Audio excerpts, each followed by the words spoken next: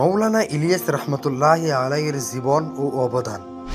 পৃথিবীর আনাচে কানাচে ইসলামের চর্চা ও তাহার সুমহান বার্তা পৌঁছে দেওয়ার ক্ষেত্রে তাবলিগ জামাতের অবদান অনস্বীকার্য। 1925 সালে ভারতের উত্তর পশ্চিমবঙ্গল মেওয়াতের সাধারণ মানুষের মধ্যে দ্বীন প্রচারের কার্যক্রম শুরু হয়।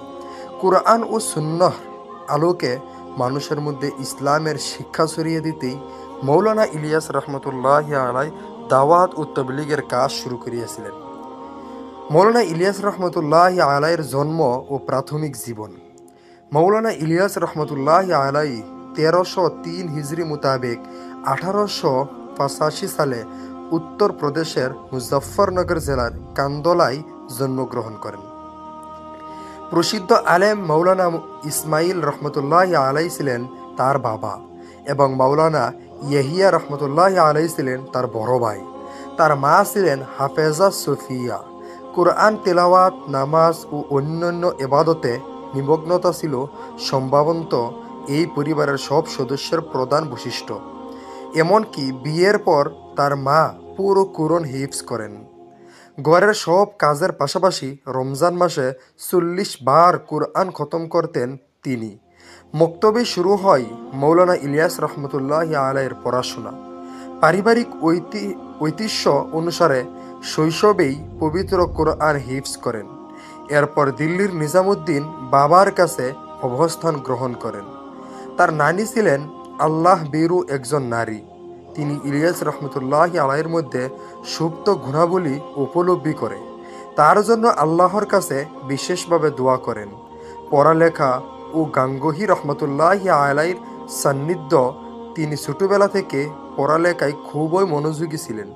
পড়াশোনার পাশাপাশি তিনি নিয়মিত তাহাজ্জুদ, জিকির ও দুআয় সব সময় কাটাতেন। 10 বছর বয়স থেকে 20 বছর বয়স পর্যন্ত দীর্ঘ এক দশক তিনি মৌলানা রশিদ আহমদ গঙ্গোহী রহমতুল্লাহি আলাইয়ের সান্নিধ্য কাটান।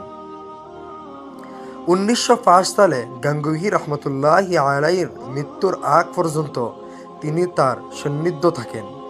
দীর্ঘ সান্নিধ্য তাকে এক অনন্য উচ্চতার নিয়ে যায়।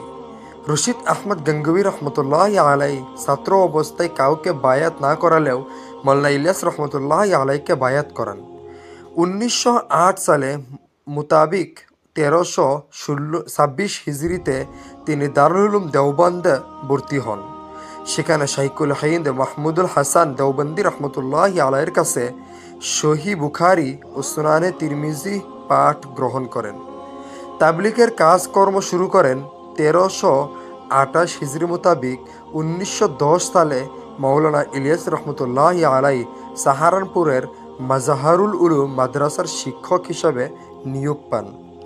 1330 হিজরি মোতাবিক 1912 সালে তার মামা মৌলানা রউফুল হাসানের মেয়েকে বিয়ে করেন। মৌলানা আশরাফ আলী থানভী রহমতুল্লাহি আলাইয়ের তার বিয়ের খুতবা পড়েন। 1915 সালে পবিত্র হজ পালন করতে মক্কায় যান তিনি। 2 ভাইয়ের মৃত্যুর পর তিনি নিজামুদ্দিনের মসজিদ ও মাদ্রাসার দায়িত্ব গ্রহণ করেন। 1920 সালে মেওয়াত অঞ্চলে দ্বীনি শিক্ষার মাধ্যমে তাবলিগের প্রাথমিক কার্যক্রম শুরু করেন। প্রথম দিকে মক্তব শিক্ষার মাধ্যমে ব্যক্তি প্রচারে সংশোধনের চেষ্টা করেন। এরপর 1346 হিজরি মোতাবিক 1925 সালে দ্বিতীয় হজ পালনকালে মদিনার দীর্ঘ 5 মাস অবস্থান করেন। তাবলিগের কাজকর্ম নিয়ে চিন্তা গবেষণা করেন। এই সফর থেকে ফিরে এসে পুরো দমে তাবলিগের কাজ শুরু করেন। 1352 হিজরি মোতাবিক 1933 সালে তৃতীয়বার হজের সফরে যান এবং ফিরে আস্থার সঙ্গে আজীবন তবলিগের কাজ করে যান।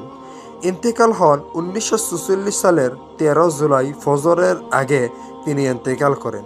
মৃত্যুর আগে তিনি জিজ্ঞাসা করেন, আগামীকাল কি বৃহস্পতিবার? উপস্থিত সবাই হ্যাঁ জবাব দেয়। তারপর তিনি বলেন, আমার কাপড় ভালো করে দেখো, তাতে কোনো নাপাকি আছে কিনা। সবাই জানালো যে তা পবিত্র।